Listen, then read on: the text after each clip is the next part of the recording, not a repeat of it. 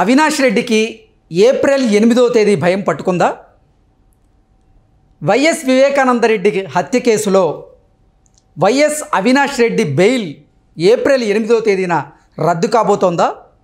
తరువాత ఆయన జైలుకు వెళ్ళడం ఖాయమా అంటే అవుననే సమాధానం ఇస్తున్నారు కొంతమంది రాజకీయ విశ్లేషకులు. ఇక ఇదే అంశానికి సంబంధించి మనతో మాట్లాడేందుకు ప్రముఖ సీనియర్ జర్నలిస్ట్ దుర్గా వడ్లమాని గారు మనతో ఉన్నారు. మేడంతో మాట్లాడదాం. దుర్గా గారు నమస్తే అండి. నమస్తే మా. దుర్గా గారు, వైఎస్ వివేకానంద రెడ్డి హత్య కేసులో వైఎస్ అవినాష్ రెడ్డి గారి బెయిల్ ఏప్రిల్ 8వ తేదీన రద్దు కాబోతోందని, రద్దు అయితే వైఎస్ అవినాష్ రెడ్డి జైలుకి వెళ్ళడం ఖాయం అంటూ కూడా ఒక వార్త ఇప్పుడు ప్రచారంలో ఉంది. ఏంటి మేడం, ఆ వార్తలో వాస్తవం ఉందంటారు? వాస్తవం ఉందండి. ఎందుకంటే దస్తగిరి భార్య మాకు ప్రాణహాని ఉందని వెళ్ళారు కదా కోర్టుకి. హైకోర్టుకు వెళ్తే ఇప్పుడు జడస్ శ్రవణ్ గారు ఆయన సిబిఐ తరఫున ఆయన వాదనలు వినిపించారు. ముందస్తు బెయిల్ రద్దు చేయాలి, ముందస్తు బెయిల్ రద్దు చేయాలి. మరి దీనికి మీరు ఎందుకు సుప్రీంకోర్టుకి వెళ్ళలేదని కోర్టు ప్రశ్నించింది. అయితే ఈలోగా సునీత దీని మీద సుప్రీంకోర్టుకు వెళ్ళారు కాబట్టి దాంట్లో పాటు పిటిషనర్గా చేరామని వీళ్ళు చెప్పారు. అయితే అసలు మనం అవినాష్ రెడ్డి గారి విషయం తీసుకుంటే ఎన్ని రకాలుగా డ్రామాలు ఆడాలో ఆయన ఆడాడు. అసలు ఎప్పుడో జైలుకి వెళ్ళాల్సిన మనిషి. అసలు ఇప్పుడు ఎలక్షన్స్లో నిలిచిన అర్హత కూడా ఆయనకు ఒక రకంగా లేదు. ఆ రోజు మనందరం చూసాం ఎంత ఘోరంగా అసలు సిబిఐ వస్తోందంటే మొత్తం కార్యకర్తలంతా వెంటేసుకుని నాయకులందరూ వచ్చేసి ఆయన్ని తల్లిని అడ్డం పెట్టుకుని ఆ హాస్పిటల్ ఏంటది హాస్పిటల్లో వెళ్ళి నా తల్లికి ఒంట్లో బాగలేదని ఇవంతా చేశాడు ఆయన. సో ఇప్పుడు కనుక ఏప్రిల్ 8న కనుక కోర్టు తీర్పు ఇచ్చి ఆయన జైలుకి వెళ్లాల్సి వస్తే ఆయన రాజకీయ జీవితం ముగిసినట్టే. విట్నెస్ ప్రొటెక్షన్ రిపోర్ట్ వచ్చిన తర్వాత మాత్రమే మేము నిర్ణయం తీసుకుంటాము అంటూ కూడా హైకోర్టు ఈ కేసుకు సంబంధించి తీర్పు ఇచ్చిన నేపథ్యంలో అసలు ఏప్రిల్ 8వ తేదీన ఏం జరగబోతోంది, విట్నెస్ ప్రొటెక్షన్ రిపోర్ట్లో ఏముండబోతోంది అంటే ఏం చెప్తారు మేడం? విట్నెస్ ప్రొటెక్షన్ రిపోర్ట్ వస్తే కనుక అయితే అందులో అంటే నిజ నిర్ధారణ చేసుకున్నాక వీళ్ళు దాని ప్రకారం కోర్టు తీర్పిస్తుంది. అందులో ఏముంటుందో మనం ఇవాళ చెప్పలేము. నిజ నిర్ధారణ అందులో ఏం జరుగుతుంది ఏంటి అనేది. కాకపోతే మనం యాంటిసిపేట్ చేయొచ్చు అంతే. అందులో అవినాష్ రెడ్డికి సంబంధించి ఇతను ముద్దాయి అన్నట్టుగా వచ్చే అవకాశం ఉండొచ్చు. ఎందుకంటే ఇక్కడ ఆల్రెడీ జరిగింది కాబట్టి విట్నెస్లు అన్నీ ఉన్నాయి కాబట్టి ఇప్పుడు దస్తగిరి అప్రూవర్గా మారారు. అతను ఏం జరిగిందో చెప్పారు, యథాతథంగా చెప్పారు ఆయన. అది ఆల్రెడీ సిబిఐ దగ్గర వాళ్ళ దగ్గర ఆ వివరాలన్నీ వాళ్ళు రాసి పెట్టుకున్నారు కాబట్టి ఇగో ఇది జరిగింది అని వీళ్ళు చెప్పచ్చు. ఇగో ఇవి విట్నెస్, ఇగో ఇది ఇతను అప్రూవర్గా మారాడు, ఇవి జరిగింది అని వాళ్ళు చెప్తే దాని ప్రకారం కోర్టు ఒక నిర్ణయం తీసుకునే అవకాశం ఉంది. ఓకే, అసలు దస్తగిరికి ప్రాణహాని ఉందని ఇప్పుడు మీరు ఎలా చెప్పగలరు అంటూ కూడా అతని తరపు న్యాయవాదిని కూడా కోర్టు ప్రశ్నించినట్టుగా ఒక వార్త ఇప్పుడు బయటకు వచ్చింది మేడం. అవునండి, అడిగితే ఇప్పుడు దస్తగిరే చెప్తున్నాడు కదా ప్రాణహాని ఉందని. ఇప్పుడు కొత్తగా జరిగింది కాదు, ఎందుకంటే అతను అప్రూవర్గా మారాడు కాబట్టి. మనకి కడప రాజకీయాలు తెలుసు, మనకి ఫ్యాక్షనిజం, అది ఫ్యాక్షనిస్టులకి నిలయమే కడపగా మారిపోయింది. అయితే మధ్యలో కొంచెం మార్పు వచ్చింది.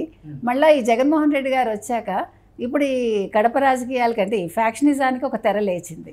సో ఈ భయం ఉంటుంది. ఎందుకంటే మనకి ఆల్రెడీ సొంత బాబాయ్యనే గొడ్డల వేటితో చంపేసిన వాళ్ళు, అది ఎవరు చంపారో తర్వాత విషయం, వాళ్ళ కుటుంబంలోనే జరిగింది కదా. అందుకని దస్తగిరి భయపడ్డంలో అర్థం ఉంది.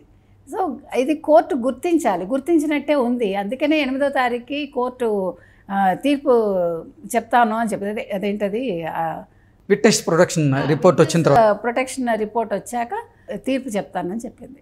ఓకే, ఏంటి మేడం నిజంగా దస్తగిరి గారికి ప్రాణహాని ఉందంటారా ఇప్పటికి కూడా?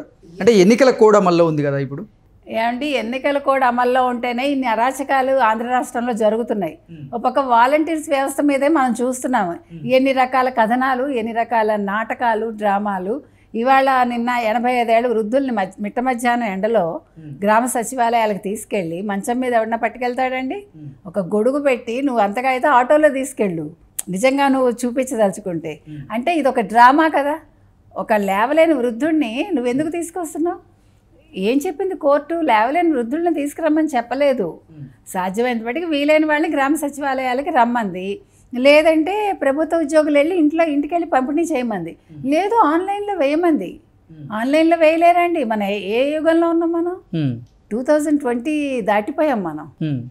ఇంత అప్డేట్ అయ్యి మనం ఇంత టెక్నాలజీ ఇంత పెరిగాక జగన్మోహన్ రెడ్డికి తెలియదండి. అంటే ఇవన్నీ చేసిన వాళ్ళు, మనకి నిన్న మనం డ్రగ్స్ కంటైనర్ అంత పెద్దది వచ్చింది, ఆ కేసు ఏమైందో తెలియదు. ఓ పక్క ఎంతోమంది మీద ఎన్నో రకాల అరాచకాలు జరుగుతున్నాయి, ఎంతోమంది అమ్మాయిలు మిస్ అయ్యారు వాలంటీర్స్ వల్ల అని చెప్పారు.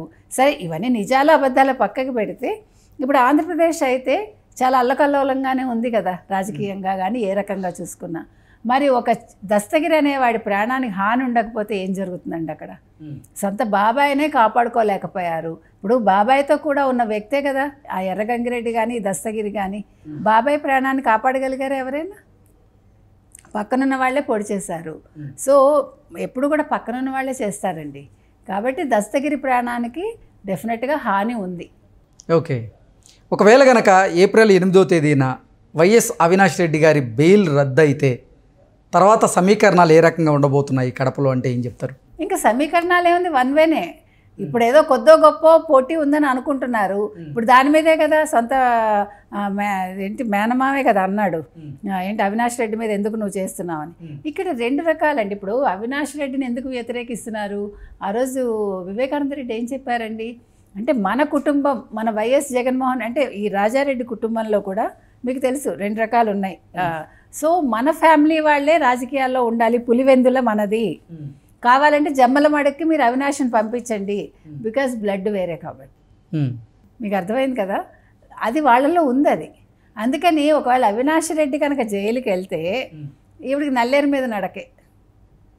ఎవరికి? షర్మిల గారికి గెలవడం ఖాయం అంటారు. ఖాయం.